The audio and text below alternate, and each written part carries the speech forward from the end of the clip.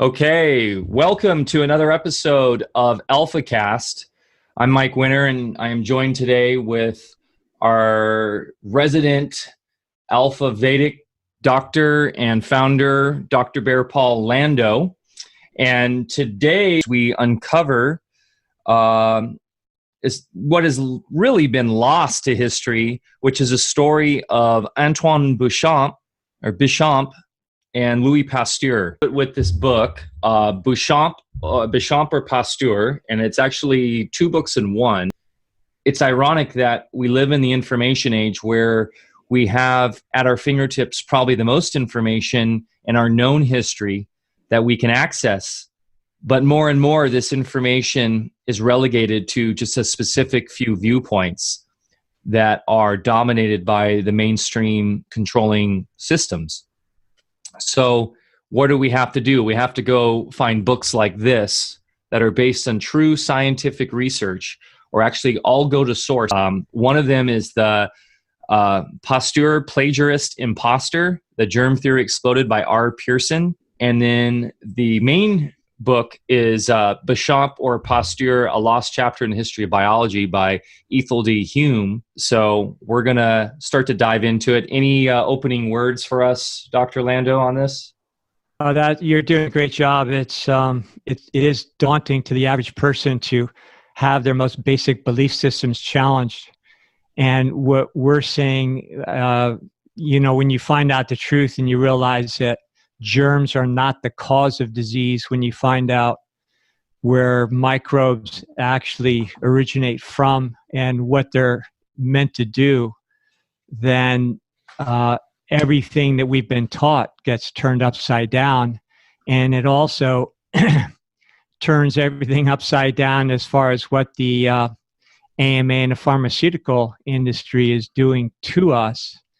And you realize then that all of their procedures are based on not just faulty science, but false science, and at the highest level, science that has been deliberately subterfuged. So, Mike, take it away. Yeah, I appreciate that. Start with reading a very mainstream account of who Louis Pasteur was. And really, this is where now every university, every major medical establishment, and kind of society and all these different scientific frameworks, this is the history that they go from now.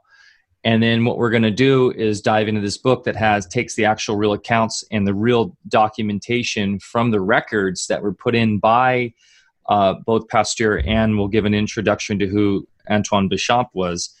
And these guys were essentially, they were contemporaries, and we'll see where really most of Pasteur's stuff he just blatantly stole from Bechamp and then twisted to conform to his very narrow and actually very unintelligent views.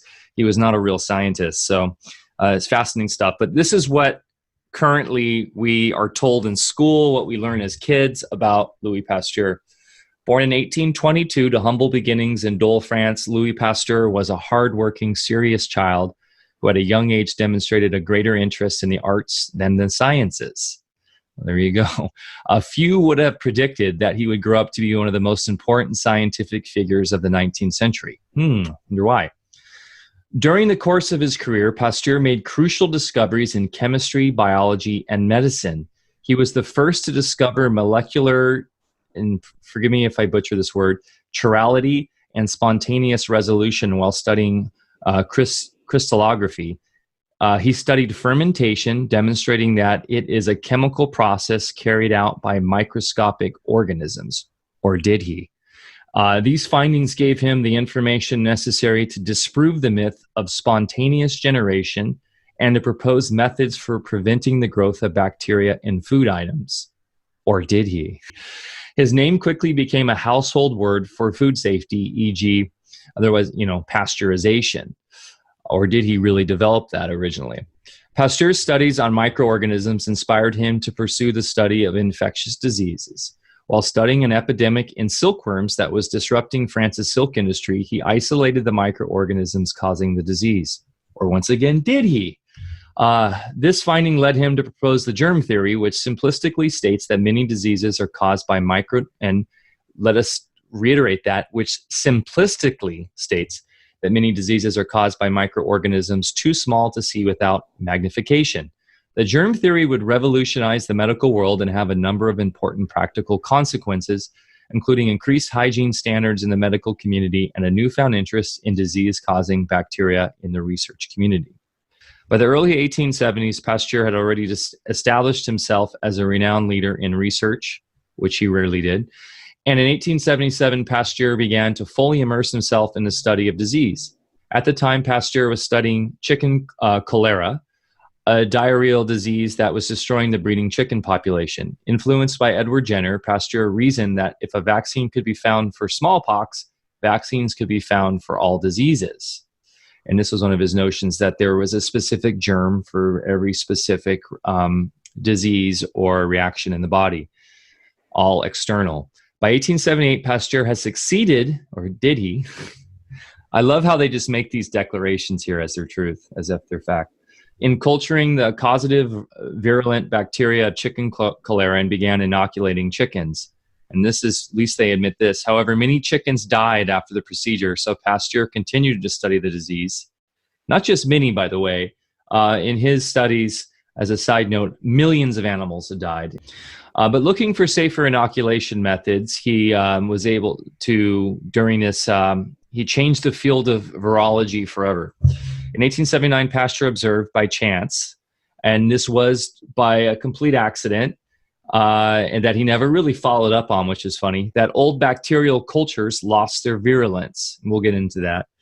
He had instructed an assistant to inject the chickens with the fresh culture of the viral bacteria before a holiday. The assistant, however, forgot and went on vacation.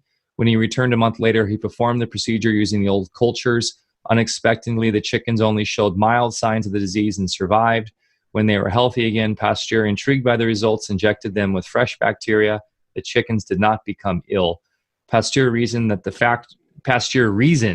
factor that made the bacteria less deadly was exposure to oxygen. The discovery of the chicken cholera vaccine by Louis Pasteur revolutionized work in infectious diseases and can be considered the birth of immunology. The notion of using a weakened form of the disease to provide immunity was not new, but Pasteur was the first to take the process to the laboratory, impacting all virologists who followed after him, which is not true. The microbe weakened in the lab had taught the chicken immune system to fight the infection without causing any serious harm to the chicken. This type of vaccine is called a live attenuated vaccine. Hypothesizing the technique could be extended to other diseases, Louis Pasteur continued to explore illness in the pursuit of new vaccines. In 1881, he helped develop a vaccine for anthrax, which was used successfully in sheep, goats, and cows, which will show in charts this is not true. Millions died. Then in 1885, while studying rabies, Pasteur tested his first human vaccine. Pasteur produced the vaccine by attenuating the virus in rabbits and subsequently harvesting it from the spinal cords. By serial passage of a virus through a different species, the virus becomes more adapted to that species and less adapted to its original host, deceasing virulence with respect to the original host, e.g., it is attenuated. By passing the virus to rabbits, Pasteur made the virus less dangerous to human hosts, while still giving the body enough information to recognize the antigen and develop immunity to the wild version of the disease. After successfully protecting dogs from the disease, which he didn't, Pasteur agreed to treat his first human patient, a 9-year-old boy who had been so severely attacked by feral dogs there was little doubt he would die if nothing was done. Pasteur injected the boy with a daily series of progressively more virulent doses of the vaccine from the rabies-infected rabbits. The boy never developed symptoms, and Pasteur became an international hero. Until Louis Pasteur developed the rabies vaccine, quote-unquote, vaccines had referred only to the cowpox inoculation for smallpox.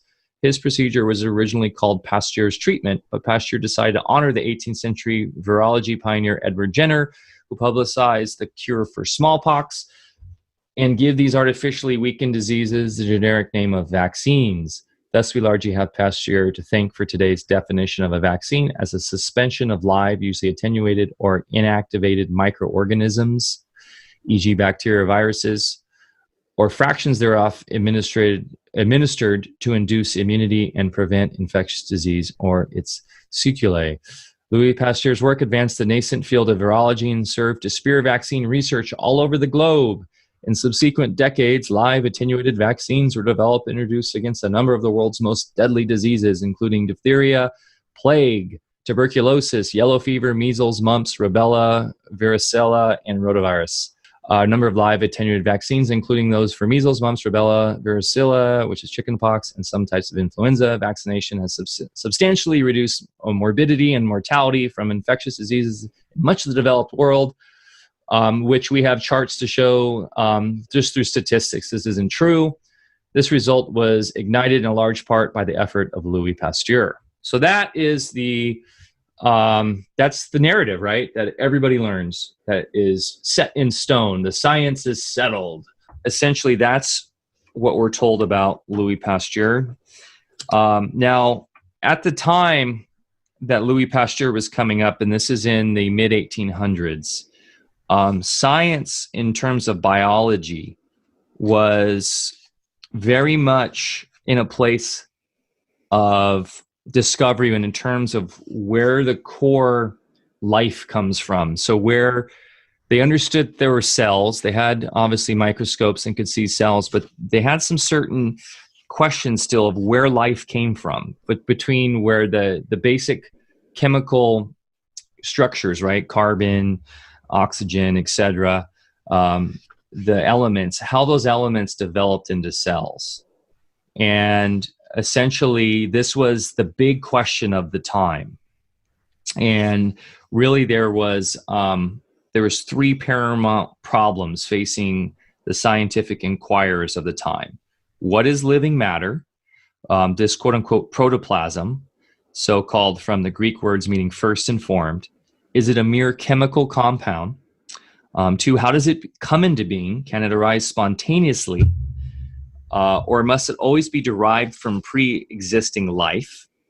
And this was the two camps where basically you had the idea of spontaneous generation, which Pasteur was a adamant believer in for a long time, we'll find out. Or did it come from some sort of some form of older life? And third, what causes matter to undergo the change known as fermentation? So essentially, why do things rot? Why do things ferment? What causes the change from life to death, right? It's essentially what they're asking. So this was the questions of the time that were dominating a lot of both chemistry and biology. And so this is where a wonderful fellow by the name of Antoine Bechamp comes into play. And let me give you a little bit of a history of who Bechamp was, or a little bit of who this guy was. Bechamp was born during an epoch that had just seen the finish of the Napoleonic Wars. On the 16th October 1816 at Bassing in Lorraine, where his father owned a flour mill.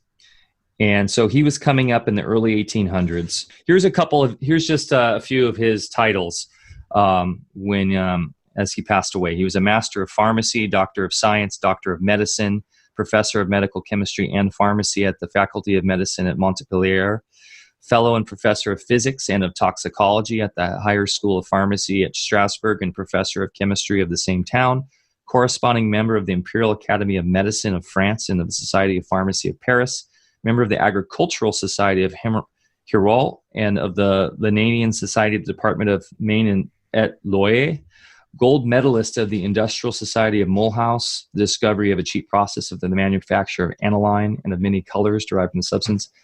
He was a silver medalist of the Committee of Historic Works and of Learned Societies. He was a professor of biological chemistry and dean of the Faculty of Medicine of Lille. He had honorary titles: Officer of Public Instruction, Chevalier of the Legion of Honor, and Commander of the Rose of Brazil, just to name some titles. He was a very accomplished scientist, but even as a young child, he showed immense genius. He actually was taken away. He was born by a lower middle class in a family that owned a flour mill. And his uncle saw that he was very apt in the scientific studies at a very young age and took him to a city where he could have more opportunity. And unfortunately, then his uncle passed away. And when he was, I think, 12 or 13. So friends came to his aid and placed him as an assistant to a chemist. So in his young teens, he was already assistant to a chemist who allowed him to attend classes at the university where his brilliance made all learning easy. And in 1833, without any difficulty, obtained a diploma in pharmacy. In his youthful proficiency, he presents a contrast to Pasteur, who in his school days was pronounced to be only an average pupil and later by an examiner to be mediocre in chemistry. Antoine was still under 20 when he returned to his native land and after visiting his parents started work at a chemist in Strasbourg, which at that time, along with the rest of Alsace and Lorraine, was part of France. His extraordinary powers of work were soon made manifest. Much of his spare time was devoted to the study of his own language, in which he acquired the Polish of style that was to stand him in good stead in his future lectures and literary labors. All the while, he continued his university course at the Academy of Strasbourg until he became qualified as a chemist. On obtaining his degree, he set up independently at Benfield in Alsace, where he met and married Clementine Mercian. Science claimed so much of her husband's time that the training of their 4 children was left to her. So essentially, this goes down the line here, just explaining how he basically dove his entire life into science and his experiments. He was really all about the science, and he nerded out on the scientific process and could care less about, in many ways, the fame or fortune or the even acknowledgement. And not until after he started seeing Pasteur bastardizing his research and using it for his own and kind of manipulating it for his own use did Bechamp finally start making it public that he was the one behind a lot of these notions, these scientific discoveries that we'll get into. So we fast forward to, once again, the questions of the day, which was trying to understand where true life came from, where, once again, what does living matter come from? How does it go from the elements on the periodic table to living, breathing life? And one way that we could discover this is by better understanding the notion of fermentation and what causes fermentation. What obviously people knew about fermentation because people have been making beer for centuries, for thousands of years, really. Fermentation was used for all sorts of wonderful things in the culinary world. But the actual processes, while probably understood well by monks and stuff, they knew the process, how to do it. How it actually worked, right, which is what science is always trying to uncover, wasn't understood. And so you had the two really fields, the two camps, which was the idea of spontaneous generation or the idea that it came from some previous life. So essentially, Bechamp really was taken in by this, and he wanted to uncover the how this all works. So we have his famous beacon experiment, where he takes all sorts of different vials, and his idea was they were trying to understand, did the air come in to play here? Because what really dominated was the spontaneous generation idea, where somehow this stuff just spontaneously developed out of nowhere. And there was nothing outside that caused these issues. And so what Bechamp did is he did the beacon experiment, where he took lots of different cane sugar dissolved in water with certain different types of salts. And then some had air and some didn't. And over a period of months, he took, he calculated the fermentation. And long story short, what he came to find is that there was lots of different results depending on what kind of salts or what kind of chemicals were in there, but more so that there was what the air was doing. And essentially what he found out was that there are germs in the air. And this was something, believe it or not, back then that was not understood. And he put forth the findings in his famous paper that was put forth, and this was around the 1850s, to the Academy of Science in France, which is where all of the official papers were sent. And essentially he was saying that it's not spontaneous generation, but from the air. The necessity of the presence of these living organisms for the processes of fermentation was just shown clearly by this research. He explained the action of molds. They act after the manner of ferments, whence comes the ferment. In these solutions, there existed no albuminoid substance, which was what basically the Pasteur camp said they had to have to do any fermentation. Instead, he said these liquids were made with pure cane sugar, which heated with fresh slaked lime does not give off ammonia. It thus appears evident that airborne germs found the sugared solution a favorable medium for their development, and it must be deduced that the ferment is produced by the generation of fungi. So it's not spontaneous generation from the air. Now, this was in 1857-58. Keep in mind, as we saw right here, that the general notion is that Louis Pasteur was the one that came up with the idea that fermentation is the chemical process carried out by microscopic organisms. At this time, we already have Bechamp and Louis Pasteur comes about in the mid 1860s, where he steals Bechamp's idea and puts it forth in a very famous speech, and we'll get into what his experiment was to show this. But the idea is that Bechamp beat him to the punch. So with the fermentation stuff, it takes about 5 years for for Pasteur to catch up to Bechamp. And so he does this. He's realizing, of course, in the inner circles that Bechamp's onto something and that it's not spontaneous generation. So Pasteur does this really silly experiment where he takes vials of a similar liquid substance and which are hermetically sealed, and he travels all around Europe to different areas of Europe and then opens up the vial to let air in. And his idea is he wants to prove the same thing, that it's outside germs in the air that are going to cause the fermentation. Do you have any thing to chime in on this, Bear, with the whole notion of fermentation and the idea that these outside germs cause that? I mean, it's obviously today we all understand that, and what we'll find out later is with Bechamp's discovery of the microzymas, which are now named lots of different things, that it's actually much more complex than that. But it is funny that Bechamp was the one to really uncover the foundation of what becomes germ theory.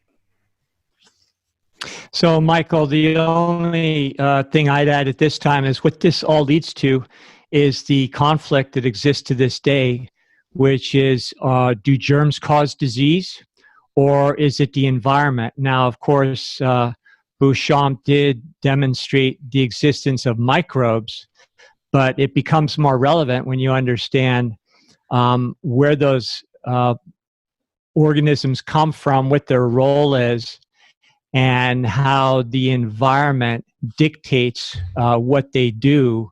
Whereas Pasteur was of the camp that certain organisms exist isolated in nature and that they create certain conditions, which is absolutely false. And undoubtedly, if Pasteur was alive today, he would be CEO of Bayer or something. He was a paid-for stooge, and we could go more into his background, his political connections, and the fact that he was monetized by certain interests that had an understanding that one theory would give them control and also wealth. And if, on the other hand, Bechamp's ideas were allowed to go public, then people would understand the importance of maintaining themselves, understanding that they aren't victims of microbes, that the microbes actually come within inside of themselves. And it would do away with the whole industry that controls us and, really farms us for a lot of money to this day. Yeah. And as everybody knows, Pasteur never succeeded in convincing M. Pouchet. Of these Pasteurian experiments, Bechamp writes, from his microscopic analysis, he comes to conclusions like Pouchet, without precision. There are organized corpuscles in the collected dust. Only he cannot say this is an egg, this is a spore, but he affirms that there are a sufficient number to explain all the cases of the generation of infusoria. Pasteur thus took up the position of explaining by germs of the air all that he had explained before by spontaneous generation.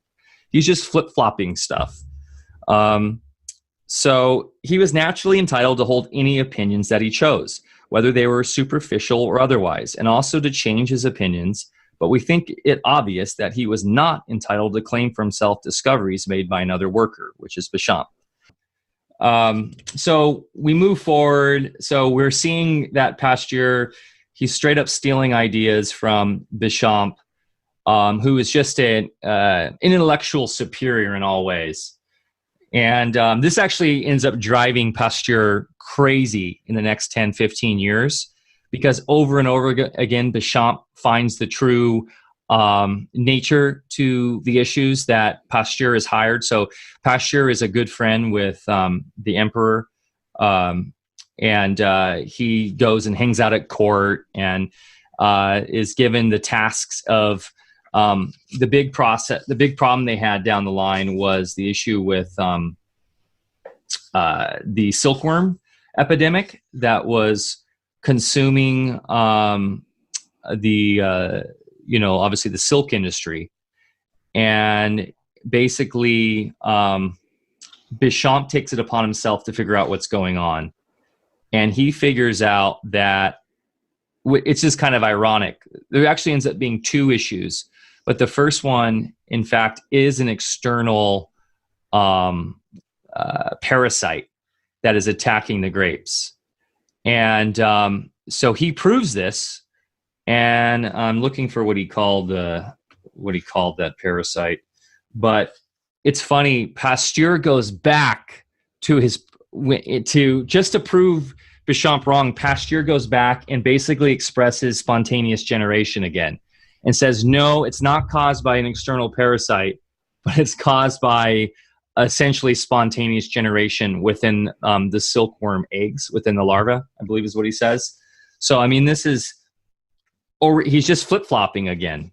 So we see that he is not a real scientist. So we move forward, and Bechamp has now become after seeing what's going on with the silkworms and with fermentation, he's realizing that there's something else going on. And this relates back to wondering where life comes from between the original elements and the where we form into cells. And he comes up with a notion of what he terms the microzymas. And these are essentially little bodies. And this is so important, because this is where we get into the truth and reality of how life works. And this comes essentially from a Greek word where it's infinite, never dying little bodies. So what he discovers by using chalk. So he starts using really old chalk, limestone essentially, that is millions of years old, as something where he just by accident sees that when he's doing his fermentation experiments, that where it's something that's completely sealed, and has essentially no life in it. From what he could tell, he would use a way to just kill the liquid. Which, by the way, backtracking, we talk about pasteurization. Bechamp realized, because of the nature of the microzymas and that there are little bodies of life, he realized you could suspend, milk going bad, etc., by killing those, which Pasteur steals and creates pasteurization. But in this experiment, he starts using a really natural chalk, if you will. So it's like an ancient mineral. And he finds that no matter what, even though there's no air and there's nothing outside coming in, the vials were still fermenting. And so what he realizes is that this chalk actually has these little tiny microscopic living organisms in them that come alive. So they can be millions of years. They can be essentially dormant. And then if they're put in the right temperature and the right climate, they can turn alive.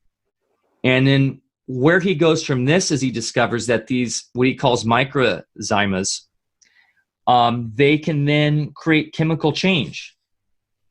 And so he succeeded in isolating them, and then proved carbon, hydrogen, etc., to be their component parts, and then demonstrated their insolubility. If they were living beings, it followed that it must be possible to kill them. So this goes to pasteurization. Here again, he found the truth of his contention. For when he heated chalk together with a little water to 572 degrees Fahrenheit, he afterwards proved it to have become devoid of its former fermentive power, and those little bodies were now quite devoid of the movement that before had characterized them. So he'd made them dormant. So this is before pasteurization. Among other points, he discovered that if during the process of fermentation by these minute organisms, all foreign invasions were guarded against by rigid precautions, the little bodies nevertheless increased and multiplied. This observation was to stand him in good stead in his subsequent researches. The little bodies he had discovered in the chalk appeared to be identical with the little bodies he observed in the cells of yeast and in the body cells of plants and animals. The little bodies that, for the most part, went by the name of molecular granulations, which other people had postulated about previously, but he was the first to actually prove it with chemistry. So he had to prove it with chemistry because they were so small that you couldn't see them in the microscopes of the time.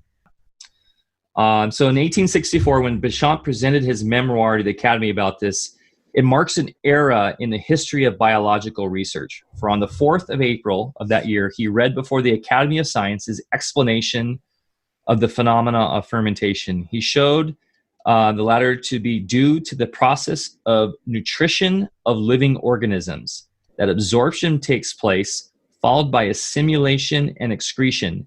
And for the first time, he used the word zymase to designate a soluble ferment. So what he's saying is that, yes, we understand that there's stuff out there. There are germs in the air, but it's actually the internal mechanism, of these little living organisms that is causing the process. This is something that Pasteur never really actually understands until his deathbed. And in fact, there is like a legend there that on his deathbed, Pasteur, I guess, says it is the milieu or whatever. And essentially, he's saying Bechamp was correct. And it was like I've heard that. I don't know if it's true or not, but I've heard that many times. Yeah. So the takeaway from all this is why does the medical profession hold Louis Pasteur as the father of microbiology? And the reason is because they had to bury Bechamp, because Bechamp's later findings would prove that the environment is everything. And the whole, much of the pharmaceutical industry wouldn't exist today if those ideas were mainstream. Unfortunately, it takes a little bit of work personally to understand this, but it's so crucial because as we showed, reading this just very mainstream summary of Pasteur, pretty much everything they say about him is a lie. And people say, well, prove that. Well, we're proving it right now. And it gets intense because we have to go into these scientific papers. They're all written in French. And thankfully, Ethel Hume did the work for us. And she actually went into the national libraries and found the English versions and pulled out all of the actual the original primary sources that prove that somehow, I don't know how this happens, but how history gets rewritten over and over again. It's wild. I actually really enjoy this because while it is like, I feel like I went back to school, I like it because it really helps me understand that I'm not just also accepting the counter arguments, because I've known the counter arguments about this forever, but I haven't done the work myself. And I think we all need to kind of do the work ourselves in ways, or follow along on a podcast like that where we're showing you the work so that you can really understand this and not even just take what we say to as fact. Because unfortunately, as someone who studied history at school, it's all about going to primary sources. And as those primary sources get older and older and older, it gets more and more difficult to do that. And a lot of what we know, it's funny, about Pasteur was from his son-in-law. So a lot of what I was reading earlier about what is set in stone about Pasteur was actually was written, the biography and stuff, from his son-in-law. And it's even his son-in-law called him out on a lot of stuff. But like I said, going to source, the French Academy of Science has all of this engraved in stone because they are all put forth. They all had, every time you had to put a report was put into their library. So we do have all the original primary documents. Here's an interesting antecedent, something from Florence Nightingale, the famous nurse, who personally saw disease, right? She was there in the thick of it. And she had a great distaste for Pasteur, which is funny. Okay, so her distaste is widely known, is indicated by the fact that the world-famous English nurse Florence Nightingale, she published an attack on his idea in 1860, over 17 years before Pasteur adopted the germ theory and claimed it as his own. So this is in 1860, where she is basically countering the notion of the external germ theory where specific germs cause specific disease. Diseases are not individuals arranged in classes like cats and dogs, but conditions growing out of one another. It is not living in a continual mistake to look upon diseases as we do now, as separate entities which must exist like cats and dogs, instead of looking upon them as conditions like a dirty and a clean condition and just as much under our control, or rather as the reactions of kindly nature against the conditions in which we have placed ourselves. I was brought up to believe that smallpox, for instance, was a thing of which there was once a first specimen in the world, which went on propagating itself in a perpetual chain of descent, just as there was a first dog, or a first pair of dogs, and that smallpox would not begin itself any more than a new dog would begin without there having been a parent dog. Since then, I have seen with my own eyes and smelled with my own nose smallpox growing up in first specimens, either in closed rooms or in overcrowded wards, where it could not by any possibility have been caught, but must have begun. I have seen diseases begin, grow up, and turn into one another. Now, dogs do not turn into cats. I have seen, for instance, with a little overcrowding, continued fever grow up, and with a little more typhoid fever, and with a little more typhus, and all in the same ward or hut. Would it not be far better, truer, and more practical if we looked upon disease in this light? For diseases, as all experience shows, are adjectives, not noun substantives. True nursing ignores infection, except to prevent it. Cleanliness and fresh air from open windows with unremitting attention to the patient are the only defense a true nurse either asks or needs. Wise and humane management of the patient is the best safeguard against infection. The greater part of nursing consists of preserving cleanliness. The specific disease doctrine is the grand refuge of weak, uncultured, unstable minds, such as now rule in the medical profession. There are no specific diseases. There are specific disease conditions. Now that is a big triggering statement, wouldn't you say, Dr. Landau? Yes. That's 18. Okay, so here's the deal. If you go beyond Bechamp, the next guy in line is Gunther Enderlein. Now, that was my first exposure to old school German microscopy and microbiology and the origins of terrain medicine. Terrain medicine is basically saying the terrain is everything. If you have a healthy terrain, a healthy ecosystem, then you won't have any problems, and germs do not cause disease. So the mycorrhizae, like Bechamp discovered, were then called somatids by Enderlein, who is actually viewing these under a microscope. And I've spent decades looking under similar microscopes, looking at exactly what he saw. And these mycorrhizae actually, or the protids, actually are extruded from red blood cells.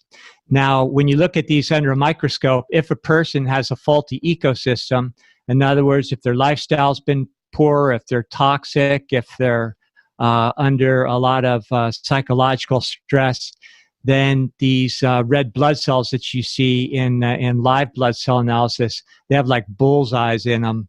And we call those parasitized. And that means that those red blood cells are going to start birthing some of these protids. Now, in healthy blood, you'll see these protids all the time, and they just look like little sparks of light. And those, by the way, when your body's discarded, when you're done with it, and is digested in the soil, these protids live on generationally. They don't die. And so when the environment is faulty, then these protids will go through cyclogenic changes that will go through bacterial phases, fungus phases, and so forth. And those are nature's recyclers. In other words, they are the cure. So if you have a strep throat, it's because it was necessary for, and there's three different germ layers of these protids. One is the penicillin germ layer. And when the penicillin, specifically penicillin notatum, becomes necessary in order to clean up certain tissues in the body, it develops from these protids and migrates to the scene, in this case, the throat, and is nature's little recyclers, just like nature does outside with fungus clearing up cleaning up the forest floor, or insects cleaning up carcasses after they die in the forest. So when the environment is pure, then and lifestyle is proper, you have good nutrition, good sanitation, then these germs do not have to go through these cyclic changes. You have an abundance of these protids, apparent again under microscopy, which means you're a very healthy individual. But when you look into the blood, you see the parasitized blood cells. When you see these protids that have actually developed into higher valence forms, they're called, in other words, bacteria and such, then that means that the ecosystem is south. Bioterrain medicine is about restoring the ecosystem, identifying those factors that need to be undertaken in order to return the ecology to a pristine state. So what you also see is these fungal and bacterial forms actually oozing out of red blood cells. You just see it right in front of your eyes. So all of this happens within inside of us. So we could go on to some interesting points, but what we all should be thinking right now is, well, if in fact all these organisms, including the ones we're vaccinated against, come from inside of ourselves in response to cleaning up a faulty terrain, then why would we kill them with antibiotics? Why would we kill them with vaccines that are just going to introduce other pathogenic forms and interrupt the whole process? It doesn't make any sense. And in fact, it's the reason why we now have epidemic chronic degenerative diseases and neurological diseases and such. It's really important to take all these historic origins and traced them to the next level of science, which happened to be Enderlein. Now we're not just theorizing, and Bechamp just didn't come up with this off the top of his head. He contrived very ingenious experiments in order to demonstrate this, but he still couldn't see them. Now the next generation, Enderlein, he could see them. And now after Enderlein, you have Royal Rife. Royal Rife is another whole story. He improved the optics of microscopy so you could see them even better. And he developed ways in order to return people to their normal state of health, and also understand that these organisms were a product, were an inside job. The next person after that was Gaston Naessens, and he's one of the guys I studied personally with. And all these guys had one thing in common. They're all persecuted and bankrupted and jailed and everything else by the, whatever body of politics was operative at the time. So Gaston Naessens called them somatids. And I was present at Canadian conferences where we actually had people from the AMA sitting in and admitting as such, but also stating that, well, if we admit that what we're seeing there under the microscopes is true, then we have to abandon everything that we do. So if anybody thinks that this is just hidden knowledge that the medical profession doesn't know about, not your average doctor, they're, mind washed just like the rest of us, but even more so. But at the highest levels of these institutions, they know all of these things, and they know that the things that they sell in the name of pharmaceuticals are actually making things worse. So when you look at these under the microscope, and then I'll hand it back to you, Mike, it goes through normal cyclic changes. And this is a book. I guess that's backwards to you guys. But anyway, this is right. Is it okay? This is a manual that I got in the early '90s when I was taking conferences with Gaston Naessens, who came up with brilliant remedies for managing the cancer train. And I don't say cancer is a disease, because cancer, just like germs, is the cure. And if you understand it, you work with it and you get better. So we call it the cancer terrain. That means the conditions in the environment that create the symptoms that are requiring tumors to grow in order to clean up the terrain. So if you look at one page in here, now you probably won't be able to see that well, but what you have is a cyclogeny of how things start down here, and what you have a single protid under the microscope, just looks like a point of shimmering light.